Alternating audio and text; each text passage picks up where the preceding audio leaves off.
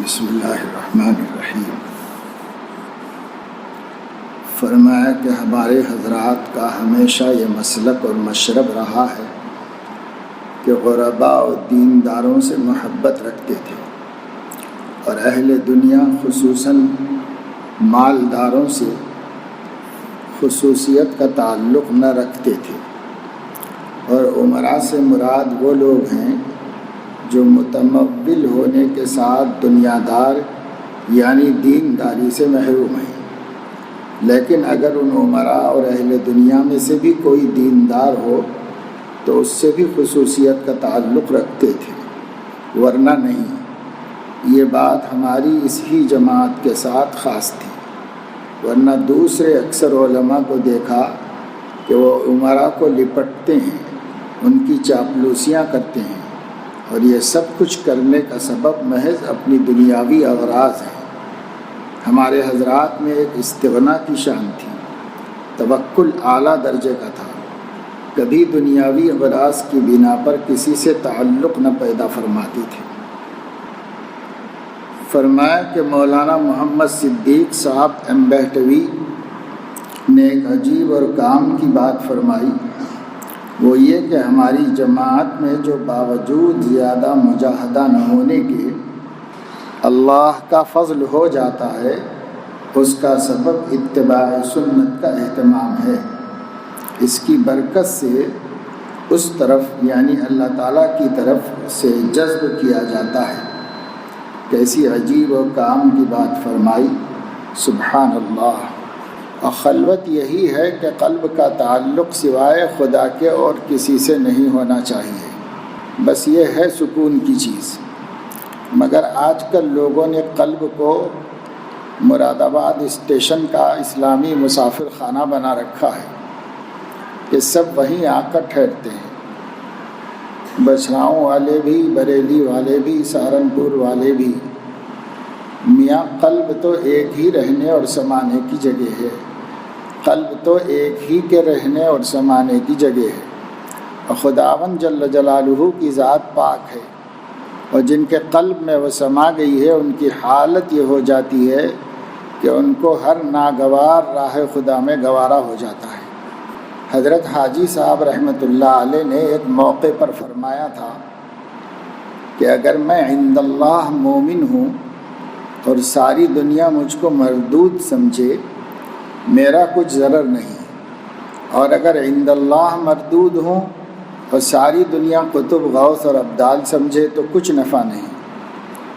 فلاں خان صاحب نے ساری عمر اسی میں صرف کی کہ مجھ کو برا بھلا کہا، مگر الحمدللہ میں نے ایک سطر بھی جواب میں نہیں لکھی، تو میرا کیا بگڑ گیا؟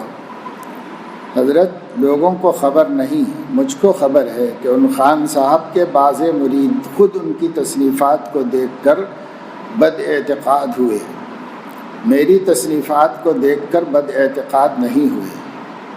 میری تصنیفات کو اٹھا کر آپ دیکھ لیا جائے، بحمد اللہ ان میں اس قسم کے مضامین نہ ملیں گے جن میں کسی سے بد اعتقاد ہونے کی ترغیب دی گئی ہو۔ بس حق کو واضح کر دیا ہے، اب جس طرف کسی کا جی چاہے جاوے، ہر شخص اپنے دین کا خود ذمہ دار ہے۔ البتہ خود ان کی ہی تصنیفات کو دیکھ کر بعض ان کے لوگ بد اعتقاد ہو گئے اور یہ کہا کہ اس میں تو تہذیب انسانی بھی نہیں۔ عالم و بزرگ ہونا تو بڑی چیز ہے۔ ابھی کا واقعہ ہے کہ بریلی میں ایک حکیم صاحب ہیں، عمر رسیدہ آدمی ہیں، 25 سال سے ان کے مرید تھے۔ انہی چیزوں کو دیکھ کر اب انہوں نے عقائد باطلہ سے توبہ کر لی اور اس طرف رجوع کیا ہے۔ مجھ کو لکھا کہ میں آپ سے مرید ہونا چاہتا ہوں۔ میں نے لکھ دیا کہ اس کام میں تعجیل مناسب نہیں۔ اس کے بعد پھر ایک خط آیا کہ تعجیل نہ کرنے کی حد فرمائی جائے۔ میں نے لکھ دیا کہ جب تک میرے 40 وعظ اور رسائل نہ دیکھ لو اور 20 مرتبہ خط و کتابت اور 10 مرتبہ ملاقات نہ کر لو، اس وقت تک یہ حد پوری نہ ہوگی۔ اس پر انہوں نے لکھا کہ میں وعظ رسائل بھی دیکھ لوں گا، خط و کتابت اور ملاقات بھی کر لوں گا۔ یہ بھی لکھا کہ میں نے ان خان صاحب کے صاحبزادے سے بذریعہ اشتہار چند سوالات بھی کیے ہیں، ان کا انہوں نے جواب بھی دیا ہے۔ میں پھر کچھ سوالات کر رہا ہوں، وہ بھی آپ کے پاس بھیجوں گا۔ میں نے لکھا کہ مجھ کو ان چیزوں سے دلچسپی نہیں، مجھ سے جس مقصد کے لیے رجوع کیا ہے اس سے حاصل نہیں ہو سکتا۔ اگر آپ کے نزدیک یہ سوال و جواب ضروری ہیں تو مناسب یہ معلوم ہوتا ہے کہ جس مقصد کے لیے مجھ سے رجوع کیا ہے اس کو مؤخر کر دیا جائے، اور جس میں اس وقت آپ کو انہماک ہے اس کو مقدم رکھا جائے۔ جب اس سے فارغ ہو لیں اس وقت مجھ سے خط و کتابت کی جائے، چاہے آپ سال بھر میں فارغ ہوں یا 2 سال میں۔ اس پر لکھا ہوا آیا کہ آپ نے ایسے عنوان سے لکھا ہے کہ مجھ کو اس جھگڑے بازی سے نفرت ہو گئی، اور اب میں کچھ نہ بولوں گا، مجھ کو آنے کی اجازت فرمائی جاوے۔ آدمی سمجھدار معلوم ہوتے ہیں۔ میں نے لکھ دیا کہ ابھی جلدی کیا ہے، کچھ خط و کتابت ہو لینے دیجیے، اور اگر آپ آنا ہی چاہتے ہیں تو اس کے متعلق یہ ہے کہ یہاں پر رہتے ہوئے مجلس میں چپ بیٹھے رہنا ہوگا، اور مکاتبت اور مخاطبت کی اجازت نہ ہوگی۔ اس پر لکھا کہ میں آنا چاہتا ہوں، کچھ نہ بولوں گا، خاموش بیٹھا رہوں گا۔ پھر فرمایا کہ اس مضمون نے ان کو اس قدر نفع ہوا کہ تمام عمر کے مجاہدات اور ریاضات سے بھی نفع نہ ہوتا۔ اگر میرا مذاق بھی وہی مروج ہوتا تو ان کی اس تحریر میں خوش ہوتا کہ میرے ساری عمر کے دشمن کے مقابلے میں میری نصرت کر رہے ہیں، بلکہ اور ترغیب دیتا، مضمون منگا کر دیکھتا، اس میں مشورے دیتا۔ لیکن اللہ کا لاکھ لاکھ شکر ہے اور ان کا فضل ہے کہ مجھ کو ہمیشہ ان چیزوں سے محفوظ رکھا اور ان خرافات سے میری حفاظت فرمائی۔ اب آپ ہی انصاف کیجئے کہ آیا یہ شق زیادہ مفید ہے کہ ایک شخص کو فضول لایانی بات سے ہٹا کر کام میں لگا دیا، یا وہ مفید تھا جو انہوں نے تجویز کیا تھا؟ نیز اگر درخواست بیعت کی کرتے ہی ان کو مرید کر لیتا، اس قدر نفع ہو سکتا تھا جس قدر اب ہوا، بلکہ الٹا ہوتا۔ یہ شبہ بھی ہو سکتا تھا کہ معلوم ہوتا ہے کہ منتظر بیٹھے تھے کہ ادھر سے کوئی ٹوٹ کر آئے تو ہم اس کو دبوچ لیں۔ اس صورت سے خاک نفع نہیں ہو سکتا تھا، کیونکہ اس صورت کا حاصل تو یہ ہے کہ طالب مطلوب ہو جاتا ہے، اور مطلوب طالب، پھر نفع کہاں؟ نفع جب ہی ہو سکتا ہے جب ہر چیز حد پر رہے۔ نیز حق میں حق تعالیٰ نے قوت دی ہے۔ حق کی قوت کو ارشاد فرمایا گیا ہے، قُلْ جَاءَ الْحَقُّ وَزَهَقَ الْبَاطِلُ إِنَّ الْبَاطِلَ كَانَ زَهُوقًا۔ تعجب ہے کہ لوگ سب چیزوں میں خاصیت کے قائل ہیں مگر حق کی خاصیت کے قائل نہیں۔ عجیب عقلیں ہیں۔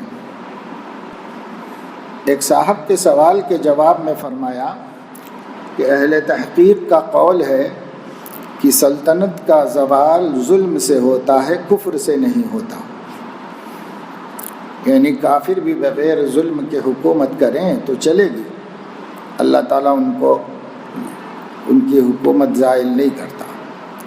لیکن ظلم کے ساتھ مسلمان بھی پائیدار نہیں رہ سکتا، مسلمان بادشاہ، مسلمان حکمراں بھی ٹوٹ جاتا ہے۔ حضرت مولانا تقی عثمانی صاحب دامت برکاتہم فرماتے ہیں، اللہ تبارک و تعالیٰ کا فضل و کرم ہے کہ اس نے ہمیں ہماری زندگی میں رمضان المبارک کا مہینہ عطا فرمایا۔ اس موقع پر ہمیں یہ یاد رکھنا چاہیے کہ پچھلے رمضان میں نہ جانے ہمارے کتنے بہن بھائی ہمارے ساتھی روزوں میں شریک تھے، تراویح میں شریک تھے اور رمضان کی برکتوں سے فیض یاب ہو رہے تھے۔ آج اس رمضان میں وہ دنیا سے جا چکے ہیں، ان کے عمل کا حساب کتاب بند ہو چکا ہے، کیونکہ اللہ تبارک و تعالیٰ کے یہاں قبولیت اور اجر و ثواب کے لیے وہی عمل معتبر ہے جو اس دنیا میں کیا جائے اور مرنے سے پہلے کر لیا جائے۔ جو ہی آنکھ بند ہوتی ہے تو دفتر عمل بھی بند ہو جاتا ہے، پھر اس میں کسی عمل کا اضافہ نہیں ہو سکتا۔ جب آپ جب آدمی دنیا سے چلا جاتا ہے اور قبر میں پہنچ جاتا ہے تو اس وقت وہ حسرت کرتا ہے کہ میں نے دنیا کی زندگی کے اوقات فضول ضائع کر دی، کاش میں اس میں کوئی نیک عمل کر لیتا، کاش میرے نام اعمال میں نیکیوں کا کچھ اضافہ ہو جاتا۔ لیکن اس وقت حسرت کارآمد نہیں ہوتی، کیونکہ عمل کا دروازہ بند ہو چکا ہوتا ہے۔ عالم برزخ میں جانے کے بعد حسرت یہ ہوتی ہے کہ ہم سے کوئی عمل بن نہیں پڑ سکتا، اب کوئی اللہ کا بندہ ہمیں ایصال ثواب کر دے، کوئی ہمارے اوپر فاتحہ پڑھ جائے، کوئی ہمارے لیے دعا کر دے، اس کی آرزو لگی رہتی ہے۔ حضرت علی رضی اللہ عنہ نے دنیا سے چلے جانے والوں کی زبان حال سے فرمایا کہ قبر میں پڑے ہوئے لوگ قبر کے پاس سے گزرنے والوں کو حسرت سے دیکھتے ہیں کہ کیا ان میں سے کوئی ہمارے پاس آ کر ایصال ثواب کرتا ہے یا نہیں۔ میرے والد ماجد حضرت مولانا مفتی محمد شفیع صاحب رحمۃ اللہ علیہ نے حضرت علی رضی اللہ عنہ کے اس کلام کو اردو میں نظم کی شکل میں مرتب کیا ہے، جس کا نام ہے مقبرے کی آواز۔ مقبرہ زبان حال سے اپنے گزرنے والوں کو آواز دیتا ہے کہ مقبرے سے گزرنے والے سن، ٹھہر ہم پر گزرنے والے سن، ہم بھی ایک دن زمین پر چلتے تھے، باتوں باتوں میں ہم مچلتے تھے، ہم ہر ایک رہ گزر کو تکتے ہیں، فاتحے کے لیے ترستے ہیں کہ کوئی بندے خدا آ جائے، فاتحہ بے کسوں پہ پڑھتا جائے۔ اس عالم میں جا کر اپنے اعمال کا دروازہ بند ہو جاتا ہے، اس لیے ہمیں اللہ جل جلالہ کا شکر ادا کرنا چاہیے کہ اس نے اپنے فضل و کرم سے ہمیں رمضان المبارک کی ساعتیں عطا فرمائی۔ ان ساعتوں کا ایک ایک لمحہ اللہ تعالیٰ کی رحمتوں کی گھٹائیں لے کر آتا ہے۔ اللہ تعالیٰ کی رحمتوں کی گھٹائیں جھوم جھوم کر انسانوں پر برستی ہیں، مغفرت کے بہانے تلاش کیے جاتے ہیں، گردنوں کو جہنم کے عذاب سے آزاد کیا جاتا ہے۔ اللہ تعالیٰ کی رحمت بندوں پر برسنے کے بہانے ڈھونڈتی ہے۔ اس کا شکریہ ہے کہ اس مقدس مہینے کی ساعتوں کی قدر پہچانی جائے، یعنی ان گھڑیوں کو اللہ تبارک و تعالیٰ کی اطاعت میں خرچ کیا جائے اور معصیت و گناہ سے اپنے آپ کو بچایا جائے۔ کم از کم اس مہینے میں اس بات کا تہیہ کر لے کہ میں کوئی گناہ نہیں کروں گا، آنکھوں کو غلط جگہ پڑھنے سے بچاؤں گا، کانوں کو غلط بات سننے سے بچاؤں گا، ان سے غیبت، جھوٹ اور غلط بیانی نہیں سنوں گا، اسی طرح اپنی زبان کی حفاظت کروں گا، جھوٹ، غیبت اور کسی کی دل آزاری نہ کروں گا۔ اس مہینے کو نبی کریم صلی اللہ علیہ وسلم نے شہر الصبر و شہر المواسات فرمایا کہ یہ صبر کا مہینہ ہے، اس میں صبر کی تربیت دی جا رہی ہے کہ بھوک لگتی ہے مگر اپنے آپ کو روک کر کھانے سے بچنا، پیاس لگ رہی ہے، حلق میں کانٹے پڑے ہوئے ہیں، گھر میں ٹھنڈا پانی بھی موجود ہے، کوئی دیکھنے والا بھی نہیں، لیکن کوئی روزے دار مسلمان خواہ کیسا ہی گیا گزرا ہو اپنی پیاس بجھانے کے لیے وہ پانی نہیں پیے گا۔ اسی طرح دل میں کسی گناہ کا داعیہ پیدا ہو رہا ہے تو صبر کر کے اپنے آپ کو اس سے روک لو۔ یہاں تک بھی فرمایا کہ اگر روزے کی حالت میں تم سے کوئی لڑائی جھگڑا کرنا چاہے تو تم اس کا جواب نہ دو، بلکہ کہہ دو کہ میرا تو روزہ ہے۔ نبی کریم صلی اللہ علیہ وسلم نے یہ تشریح فرمائی ہے، فَإِن صَابَهُ أَحَدٌ، یعنی اگر کوئی شخص تم سے گالم گلوچ کرنے لگے، یعنی برا بھلا کہنے لگے اور لڑنے لگے، اور دوسری روایت میں ہے جَهِلَ عَلَيْكُمْ جَاهِلٌ، کوئی جاہل تم سے جہالت کا کام کرنے لگے تو تم اس کو یہ جواب دے دو۔ اسی کو فرمایا کہ ہوا شہر الصبر، صبر کا مہینہ ہونے کا مطلب اور مقصود یہی ہے۔ اللہ، یہ شہر الصبر ہے، اس کو اللہ تعالیٰ کی اطاعت میں گزارو۔ دل میں جو گناہ کے جذبات پیدا ہوتے ہیں ان کو اپنے قابو میں کر کے اپنے آپ کو اللہ تعالیٰ کے حکم کا پابند بناؤ۔ اگر کبھی تمہارے جذبات مشتعل بھی ہو جائیں تو اللہ کے لیے ان کو ٹھنڈا کر لو۔ نبی کریم صلی اللہ علیہ وسلم کا یہی پیغام ہے۔ روزہ رکھ کر حلال کام یعنی کھانا پینا تو چھوڑ دیا، لیکن حرام نہیں چھوڑا۔ جھوٹ غیبت ویسے ہی چل رہی ہیں، دوسروں کو تکلیف اسی طرح دے رہے ہو، دوسروں کی جان مال اور آبرو پر ویسے ہی حملے کر رہے ہو، حرام خوری سے باز نہیں آتے، رشوت کا لین دین اب بھی جاری ہے، دھوکہ دینا اب بھی جاری رکھا ہوا ہے۔ تو اس کا مطلب یہ ہوا کہ اللہ تعالیٰ کے لیے روزہ رکھا اور حرام مال سے افطار کر لیا۔ ایسے روزے میں کیا برکت و کیا نور ہوگا؟ اس روزے سے روزے کا مقصد تقویٰ حاصل کیسے ہوگا؟ کم از کم رمضان المبارک میں ان چیزوں سے ضرور بچا جائے۔ بندے کی طرف سے ذرا سے ارادے کی دیر ہوتی ہے، اللہ تبارک و تعالیٰ اپنے فضل و کرم سے توفیق عطا فرما ہی دیتے ہیں۔ ایک حدیث میں نبی کریم صلی اللہ علیہ وسلم کا ارشاد ہے، من سلم لہ رمضان سلمت لہ السنۃ، جس کا رمضان سلامتی سے گزر جائے اس کا پورا سال سلامتی سے گزرے گا۔ یعنی اگر اس مہینے میں اپنے آپ پر قابو پا کر گناہوں سے بچ گئے، گناہوں سے سلامتی حاصل کر لی، تو انشاءاللہ آئندہ پورا سال سلامتی کے ساتھ گزر جائے گا۔ اللہ تبارک و تعالی نے رمضان المبارک میں گناہوں سے بچنے کو عام دنوں کی بنسبت آسان بھی فرما دیا کہ شیطان کو قید کر دیا کہ پہلے وہ ہر وقت گناہوں پر آمادہ کیا کرتا تھا، اس زمانے میں اس کی بہکانے کی طاقت سلب کر لی گئی۔ اس کے بعد دل میں گناہوں کے تقاضے نفس کی وجہ سے پیدا ہوتے ہیں، نفس کو قابو میں رکھنے کے لیے اس پر کھانے پینے کی پابندی لگا دی گئی، جس کی وجہ سے گناہوں سے بچنا آسان ہو گیا اور عبادتیں آسان ہو گئی۔ اسی طرح اس مہینے میں اللہ تعالیٰ کا خوب ذکر کیا جائے، چلتے پھرتے اٹھتے بیٹھتے زبان پر اللہ تعالیٰ کا ذکر جاری رہنا چاہیے۔ فضول مجلسوں سے پرہیز کرے، فضول باتوں سے پرہیز کرے۔ خاص طور سے تیسرا کلمہ سبحان اللہ والحمد للہ ولا الہ الا اللہ واللہ اکبر ولا حول ولا قوت الا باللہ العلی العظیم، ایک کثرت سے پڑھے۔ یہ بڑی فضیلتوں کا کلمہ ہے، اللہ تعالیٰ کو بہت محبوب ہے، اس کے پڑھنے والے کو اللہ تعالیٰ بہت اجر عطا فرماتے ہیں اور اپنا قرب بھی عطا فرماتے ہیں، اور اس سے گناہوں سے بچنے کی توفیق بھی ہوتی ہے۔ اپنی نفسانی خواہشات کے مقابلے میں اپنے آپ کو مضبوط بنانے کے لیے یہ ایک طاقت اور انرجی ہے۔ چلتے پھرتے اٹھتے بیٹھتے اللہ تبارک و تعالیٰ کے ذکر سے اپنی زبان کو تر رکھو۔ اسی طرح نبی کریم صلی اللہ علیہ وسلم پر درود شریف جتنا ہو سکے اس کا اہتمام کیا جائے۔ اللہ تبارک و تعالیٰ اپنے فضل و کرم سے ہم سب کو اسی طرح رمضان المبارک گزارنے کی توفیق عطا فرمائیں۔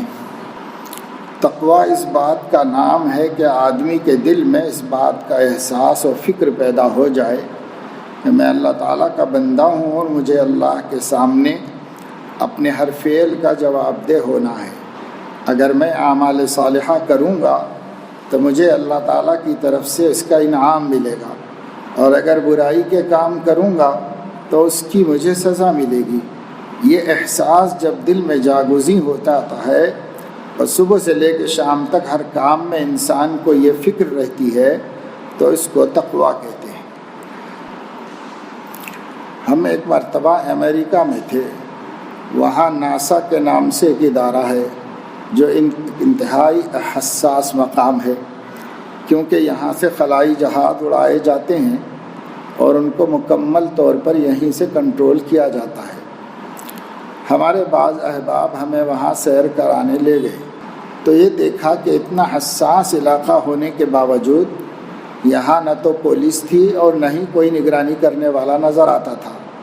البتہ صرف داخلے کی جگہ پر ایک بورڈ لگا ہوا تھا جس پر یہ الفاظ لکھے تھے، آپ کی نگرانی ہو رہی ہے اور آپ کو دیکھا جا رہا ہے۔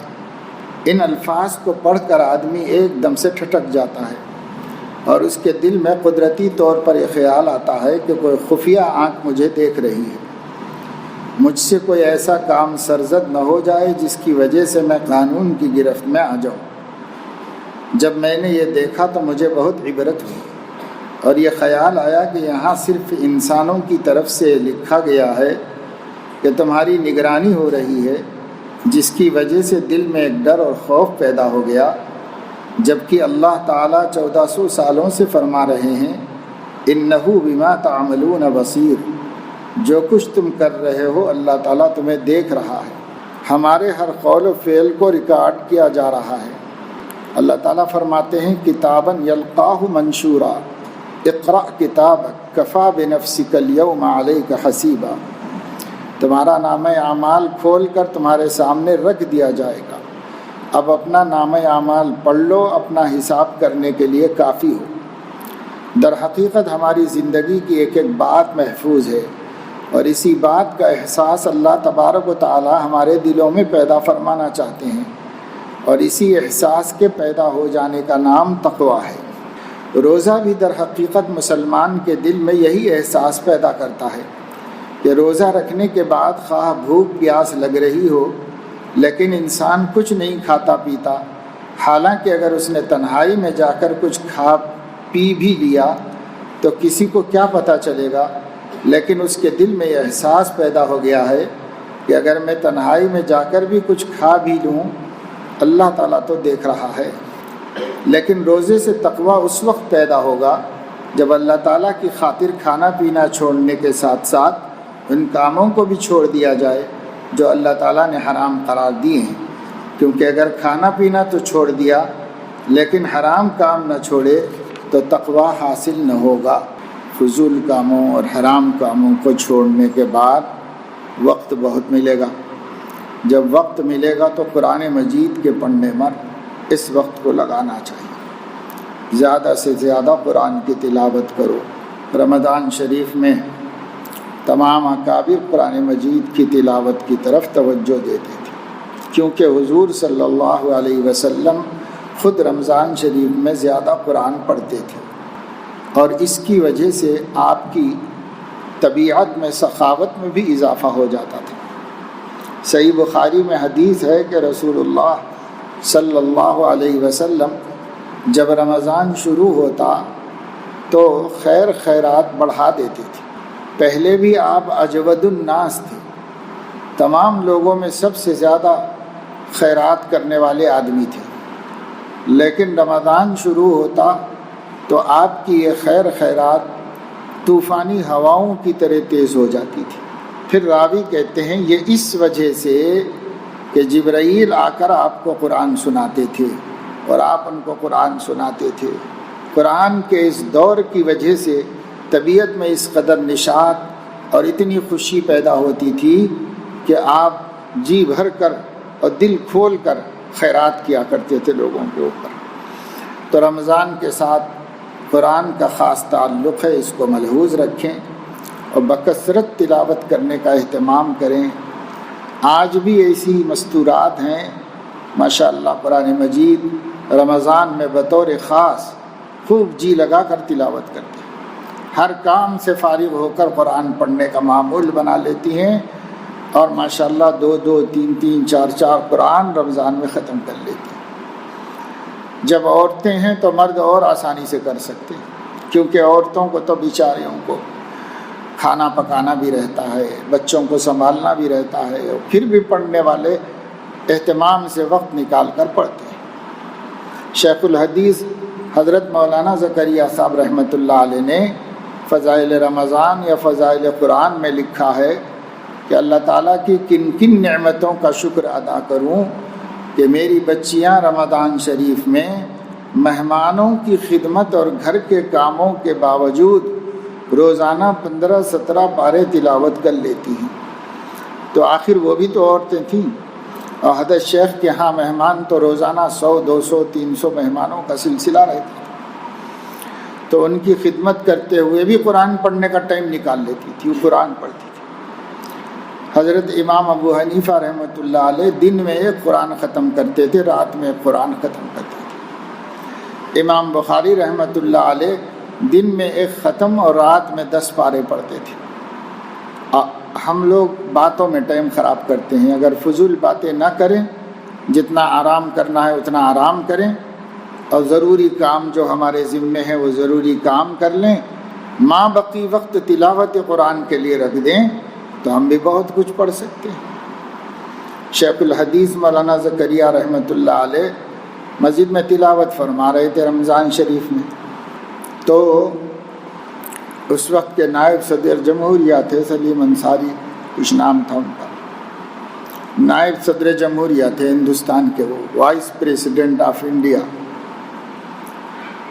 کسی نے حضرت سے کہا کہ وہ نائب صدر جمہوریہ آپ سے ملاقات کرنا چاہتے ہیں، تو حضرت نے فرمایا کہ اشارے سے فرمایا کہ بلاؤ۔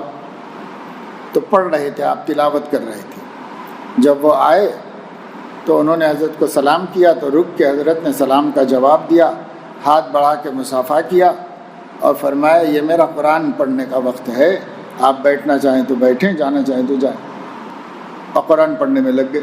تو ایک ملک کا وائس پریزیڈنٹ ہے، قرآن کے سامنے کیا سمجھا حضرت نے ان کو؟ بھئی آپ بیٹھنا چاہیں تو آپ بھی بیٹھ کے سنیے، نہیں بیٹھنا چاہیں تو جانا چاہیں تو چلے جائیے، مگر میں یہ قرآن، رمضان ہے، قرآن پڑھ رہا ہوں، اس کے بیچ میں کسی چیز کو برداشت نہیں کر سکتا۔ تو یہ اہل اللہ کو قرآن کی عظمت سمجھ میں آ گئی تھی۔ ہم تو قرآن پڑھنے بیٹھیں گے، پھر فون بجے گا، پھر فون نہیں بھی بجے گا تو شاید کسی کا فون آیا ہوگا، اس لیے ذرا چیک کر لیں، ذرا دیکھ لیں۔ ایسے ہمارا فون سے تعلق اللہ سے تعلق سے بھی زیادہ ہو گیا۔ ہر وقت دھڑکن لگی رہتی ہے، پتہ نہیں کسی کا مس کال تو نہیں ہے، پتہ نہیں کسی کا میسیج تو نہیں ہے، پتہ نہیں کسی کا، اسی کی دھڑکن لگی رہتی ہے۔ اس لیے اس زمانے کے مجاہدات میں سب سے بڑا مجاہدہ یہ ہے کہ رمضان میں اسمارٹ فون بند کر دیا جائے، بس یہ سب سے بڑا مجاہدہ ہے۔ جس کا بند ہے وہ اچھے کام خوب کرے گا، اور جس کا کھلا ہوا ہے وہ بہت سے خیر سے محروم رہے گا، بعد میں پچھتائے گا۔ بعد میں پچھتانے کا کیا فائدہ ہے؟ بعد میں نہ پچھتاؤ، بند کر دو، لا کر میں رکھ دو گھر کے اندر، بس کیا ضرورت ہے؟ 1 مہینہ اللہ سے تعلق رکھو، 11 مہینے ساری دنیا جہاں بلا بدتر سے تعلقات ہیں، 1 مہینہ اللہ سے تعلق رکھو۔ یہ حضرت شیخ رحمۃ اللہ علیہ کا یہ حال تھا۔ ان کے شیخ حضرت مولانا خلیل احمد سہارنپوری رحمۃ اللہ علیہ تھے۔ ان کے بارے میں حضرت شیخ نے اکابر کے رمضان میں لکھا ہے کہ حضرت مولانا کا 24 گھنٹے میں رمضان شریف کے مہینے میں سوائے وہ تھوڑا سا وقت جو مغرب کی نماز کے بعد چائے کی 2-4 فنجان یعنی 1-2 پیالی چائے جو حضرت پیتے تھے مغرب پڑھ کر، اتنی دیر لوگوں سے بات کرتے تھے، پورے 24 گھنٹے میں اتنی ہی دیر۔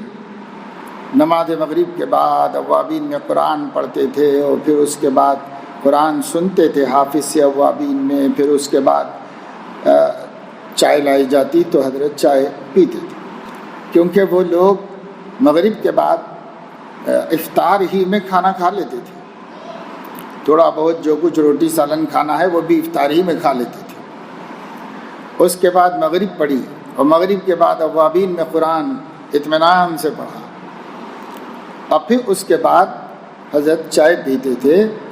تو چائے پینے میں 1 پیالی 2 پیالی چائے پیتے تھے اطمینان سے۔ اتنی دیر لوگوں سے پوچھتے تھے، آپ کیسے ہو بھائی، آپ کہاں سے آئے ہو، آپ کا وقت کیسے گزر رہا ہے، آپ کے گھر میں جان پہچان کے لوگ ہوں، خیر خیریت، ان کے والدین کی خیر خیریت، بس جس پہ نظر پڑی لوگ آ بھی جاتے تھے اتنی دیر، تو بس اتنی دیر میں ایک دوسرے کو دیکھتے تھے لوگوں سے اور کچھ پوچھ لیتے تھے خیر خیریت بس۔ اب پھر اس کے بعد عشاء کی تیاری کرتے تھے، پھر جو عشاء کے لیے مسجد میں گئے تو تراویح پڑھ کے ہی نکلتے تھے، پھر آرام کیا، پھر تہجد میں قرآن، پھر صبح فجر کے بعد قرآن، جتنا موقع ملا قرآن مجید کی تلاوت کرتے تھے، اور سارے کام بند کر دیتے تھے رمضان شریف، بس قرآن پڑھنا ہے، قرآن پڑھنا ہے۔